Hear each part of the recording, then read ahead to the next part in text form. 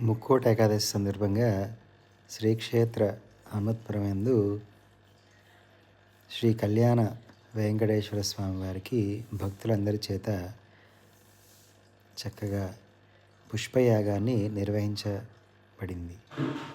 ఈ పుష్పయాగంలో చక్కగా అందరూ పుష్పాలన్నింటినీ కూడా ఆలయం చుట్టూతా ప్రదక్షిణ మార్గంలో తీసుకొచ్చి స్వామివారికి అందించి అత్యంత అద్భుతంగా పుష్పయాగం నిర్వహించబడింది. భక్తులందరూ కూడా కోలాహలంగా ఈ పుష్పయాగాన్ని తమ చేతుల మీదుగా చేసుకుని ఎంతో ఆనందాన్ని పొందుతూ ఆ కళ్యాణ వెంకటేశ్వర స్వామి యొక్క దివ్య కరుణకు పాత్రులైనారు.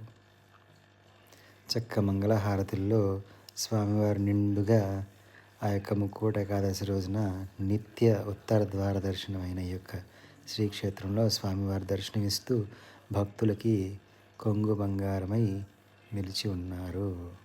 స్వస్తి. ఏడుకొండలవాడ వెంకటరమణ గోవింద గో